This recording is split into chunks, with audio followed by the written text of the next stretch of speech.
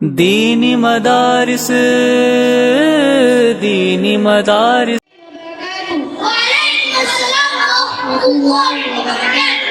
آج کے مدرسہ عمر بن خطاب کی سالانہ علی مسکان اجلاس میں ہمارے مقابلے کا عنوان عقیدہ ختم نبوت ہے، لہٰذا اس عنوان پر سوالات و جوابات ہوں گے انشاءاللہ۔ انس بھائی، آپ عقیدے کے بارے میں کچھ اہم معلومات دے سکتے ہیں؟ جی ہاں، بالکل۔ عقیدہ دین اسلام کی وہ بنیادی بات ہے جس کا ثبوت دلائل اقلیت سے ہو، اس پر مستقل تحقیق کرنا لازم اور ضروری ہے۔ بنیادی باتوں کا انکار کرنے والا، اس میں شک کرنے والا مسلمان باقی نہیں رہتا۔ اللہ رب العزت نے عقائد کی درستگی کا حکم قرآن مجید کی سورہ نساء بر پریسیس میں دیا ہے۔ وہ یہ عقائد اللہ کے وعدہ پر مقبول ہوتے ہیں، جو اللہ کے حکم نبی کی رہبری اور صحابہ کرام کے عقیدے کی طرح ہوتے ہیں۔ لوگوں کے بنائے ہوئے عقیدے قابل قبول نہیں ہوں گے۔ وہی نہیں، بنیادی عقائد میں کون کون سے عقیدے آتے ہیں؟ جن عقائد کو ایمان مفصل میں بیان کیا گیا وہ سب عقیدے بنیادی عقائد ہوتے ہیں۔ ایمان مفصل اور اس کا مفہوم بتائیے۔ ایمان مفصل یہ ہے: آمنت باللہ و ملائکتہ و کتبہ و رسلہ والیوم الآخر والقدر خیرہ و شرہ من اللہ تعالی والبعث بعد الموت۔ ایمان مفصل کا مفہوم یہ ہے: اللہ رب العزت کی ذات پر، اس کی صفات و مخلوقات پر اعتماد رکھنا، اللہ کے فرشتوں پر، اللہ کے نبیوں پر، نازل کی ہوئی کتابوں پر، اللہ کے بھیجے ہوئے نبی اور رسولوں پر، اپنے نبوت پر، قیامت کے قائم ہونے پر، حقیقت کے تمام فیصلوں کے اللہ کے جانب سے ہونے پر، اور مرنے کے بعد دوبارہ زندہ ہونے پر، اس طرح ایمان رکھنا جیسے کہ ایمان رکھنے کا حکم ہے۔ ہمیں بھی عقیدوں پر بتائیے ایمان رکھنا چاہیے جیسا صحابہ نے عقائد پر ایمان رکھا۔ صحابہ کی طرح عقیدوں پر ایمان رکھنے کا حکم پورا کرنا ہے۔ نمبر 13 ہے قرآن بھائی، ختم نبوت کا کیا مطلب ہے؟ ختم نبوت کا مطلب یہ ہے کہ رسول اللہ صلی اللہ علیہ وسلم اللہ رب العزت کسی بھی انسان کو نیا نبی بنا کر پیدا نہیں کریں گے۔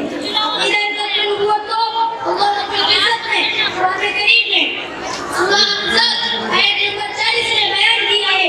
حدیث رسول پڑھی کہ رسول اللہ صلی اللہ علیہ وسلم فرمایا: میری اور مجھ سے پہلے گزرے ہوئے تمام انبیاء علیہم السلام کی مثال ایسی ہے جیسے ایک شخص نے ایک عمارت بنائی اور خوب حسین و جمیل بنائی، مگر ایک اینٹ کی جگہ چھوڑ دی۔ لوگ عمارت کے ارد گرد پھرتے ہیں اور تعجب کرتے ہیں اور کہتے ہیں کہ اس جگہ ایک اینٹ نہیں رہتی۔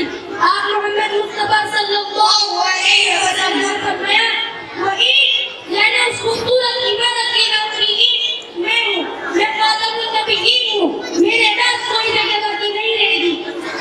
نبوت کی عمارت مکمل ہو چکی ہے۔ نبوت میں رسالت کا سلسلہ آپ محمد مصطفیٰ صلی اللہ علیہ وسلم ختم ہو گیا۔ اب جس طرح اس حسین و جمیل عمارت میں کسی اینٹ کی گنجائش نہیں، اسی طرح نبوت کی عمارت میں حضور صلی اللہ علیہ وسلم کسی نبی کی ضرورت نہیں۔ لہٰذا میں سمجھتا ہوں کہ ختم نبوت کا مطلب آپ سمجھ گئے ہوں گے کہ ہمارے نبی محمد مصطفیٰ صلی اللہ علیہ وسلم خاتم الانبیاء و رسول ہیں۔ انس بھائی، جب حضرت محمد مصطفیٰ صلی اللہ علیہ وسلم خاتم الانبیاء ہیں تو اس تعلق سے ایک یہ سوال پیدا ہوتا ہے کہ حضرت عیسیٰ علیہ السلام کا قیامت کے قریب نازل ہونا کس حیثیت سے ہوگا؟ کیا وہ نبی نہیں ہوں گے؟ جی، آپ نے بہت بڑا سوال کیا، لیکن ہم قیامت کے قریب حضرت عیسیٰ علیہ السلام نازل ہوں گے، لیکن وہ اپنی پر عمل کریں گے، وہ عمل کرائیں گے۔ حدیث میں جہاں حضرت عیسیٰ علیہ السلام کے نزول کی خبر ملتی ہے، وہ یہ بھی خبر ملتی ہے کہ حضرت عیسیٰ علیہ السلام کا نزول نئے نبی ہونے کی حیثیت سے نہیں ہوگا، کیونکہ حضرت عیسیٰ علیہ السلام کی پیدائش سال عیسیٰ صلی اللہ علیہ وسلم تقریباً 600 سال میں ہو چکی ہے، اور حضرت عیسیٰ علیہ السلام کا نبوت بھی ہمارے نبی صلی اللہ علیہ وسلم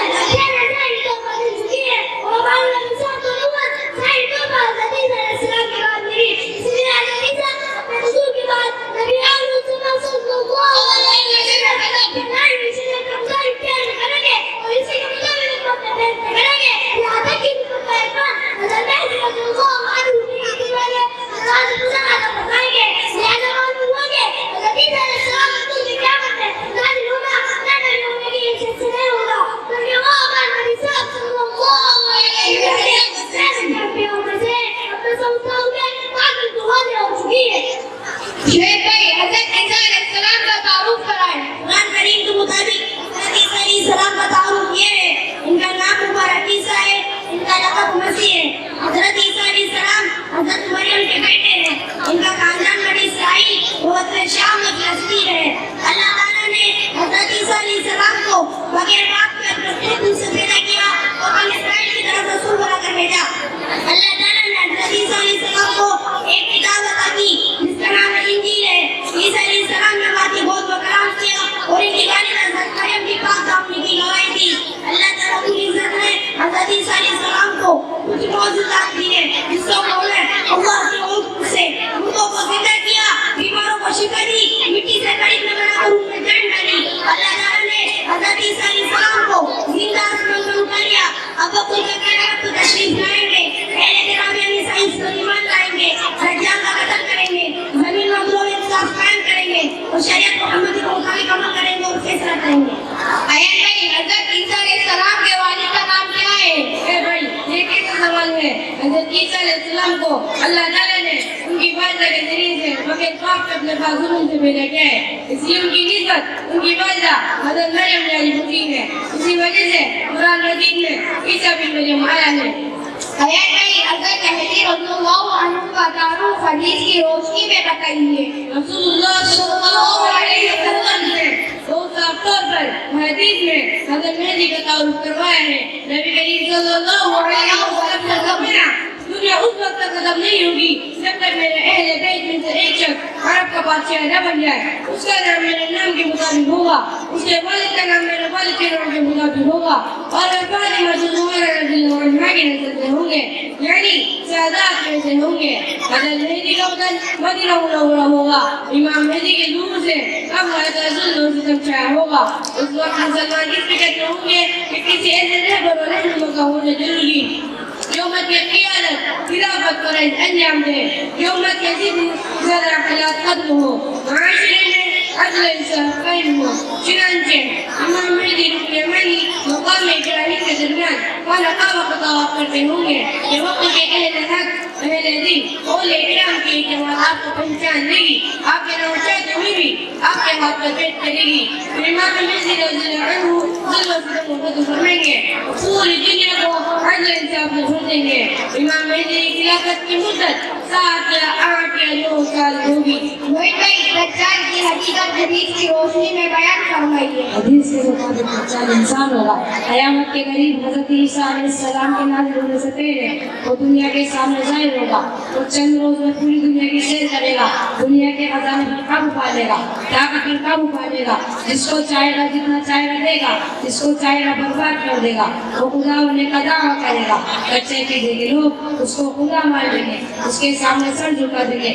اتنا یاد رہے, دجال طاقتور تو ہو سکتا ہے لیکن خدا نہیں ہو سکتا. دجال آنکھ سے کانا ہوگا, اس کی آنکھ میں عیب ہوگا. ہمارا رب کانا نہیں ہے, ہمارا رب ہر ایک سے پاک ہے. شعیب بھائی حضرت مہدی کا ذکر قرآن مجید کی کس آیت, کس سورت اور کس پارے میں ہے؟ میرے بھائی بات سمجھ لو, حضرت مہدی کا ذکر قرآن مجید میں نہیں ہے لیکن حدیث صحیحہ متواترہ میں تفصیلی طور پر امام مہدی رضی اللہ عنہ کا ذکر موجود ہے, اور ان کی حدیث صحیحہ سے امام مہدی رضی اللہ عنہ کا موقع میں ثابت ہے. شعیب بھائی دجال کا ذکر قرآن کی کس آیت میں ہے؟ میرے بھائی قرآن مجید میں دجال کا ذکر نہیں ہے لیکن البتہ احادیث متواترہ میں تفصیلات موجود ہے, اور یہاں تک کہ سورہ قمر کی ارجموں کو تلاوت کرنے سے مسلمان بھائی دجال سے محفوظ ہے. سفیان بھائی شبیب خان بن حنیف خان کون ہے؟ شبیب خان بن حنیف خان جس نے کچھ سال پہلے مہدی اور مسیح ہونے کا جھوٹا دعویٰ کیا اور اس پر کلام پڑھنے سے زیادہ طبیعت کو گمراہ کیا اور ابھی تک گمراہ کر رہا ہے, جگہ جگہ اپنا پرچار پہنچا رہا ہے. ہم سب کو اپنے ایمان کو لے کر ہوشیار رہنا چاہیے. ہر ایک گہرے بابا کے بھروسے سے جن کی باتوں میں سیکھنی چاہیے. شکری دکھنے میں کیسے ہوتے ہیں؟ شکری لوگ دکھنے میں سچے باشا ہوتے ہیں, مسلمان شکری میں ہوتے ہیں. عام طور پر کے طور پر تو پیچھے بڑھاڑی بدن کو بیٹھا ہوتا ہے. لوگ اپنے دکھانے کے لیے لمبی لمبی نماز اور پہلے میں मैं itu पसंद के बाबा होते हैं लेकिन नहीं करना नहीं होते ठीक है रहते जी और तो होने के टूटे दावेदार यकीन पान पुतवाड़ी पान पड़ते हैं कई बार रहते हैं हमको दाई को मुताबिक नहीं होना चाहिए हकीकत में अदब दी और अदबीता दोनों अलग अलग शक्तियां हैं यार तो शक्तियां तो की तीसरे में हवा जाने की नहीं है याद रहे कि के दबिलों का दर्द होना है वो कहते हैं कादियानियों के बारे में पूरी दुनिया के उलमा और मुसलमानों का कहना है कि वो मुसलमान नहीं है क्या शक्ति की तरह है या अलग है आपने बिल्कुल सही पूछा ये दोनों एक ही ताले के दो बहन हैं शकीलियत मदावत को साबित करने के लिए सही मायने में मुझे कादियानी को बड़ी खुशबू से पाया और किया है जो बातें कादियानी ने अपनी किताबों में लिखी है वही बातें शकील ने अपनी किताबों में लिखी है जो दावे कादियानी ने किए हैं सिर्फ हुसैन को ही शकील भी कहता है यह सब दुनिया में सुनने वाले हैं लेकिन हकीकत दोनों की एक ही है दोनों का इस्लाम से कोई ताल्लुक नहीं है जिस तरह कादियानी ने के हाबी और इयास को शकील की दुनिया में सलामी और इयास है ऐसे लोग सच्चे के जो होते हैं गाने का कादियानी और शकीलियों के फितनों से बचने के लिए आप मुसलमानों को क्या करना चाहिए आप मुसलमानों को अपने ताल्लुक मजबूत उलमाए हक से करना चाहिए हर दिन की बात उलमा से मालूम करनी चाहिए उन्हीं की बात पर एतमाद और यकीन करना चाहिए तो इंशाअल्लाह बुराई से हिफाजत रहेगी ये फितना फैलाने वाले सबसे पहले उलमा से नफरत पैदा करके उम्मत को उलमा से दूर करते हैं फिर दिलों में फितना डालते हैं इसलिए हमें उलमा से ताल्लुक मजबूत करना चाहिए आप मजाक में बहुत गहरी मालूमात दी है साजिद भाई आप मजाक में अहम मालूमात कहाँ से हासिल की हमें भी बताइए ये सब अहम मालूमात हमने नदन साहब बिन खत्ताब के माहिर व फिक्रमंद और बाहोश उम्मत का गम रखने वाले हज़रात उलमा किराम से सीखी हूँ अल्लाह रब्बुल इज्जत इदारे के उस्तादों की खिदमत को कबूल फरमाए और इंतज़ामिया को बेहतर सिखा दे आमीन या रब्बल आलमीन अस्सलामु अलैकुम व रहमतुल्लाहि व बरकातुहू।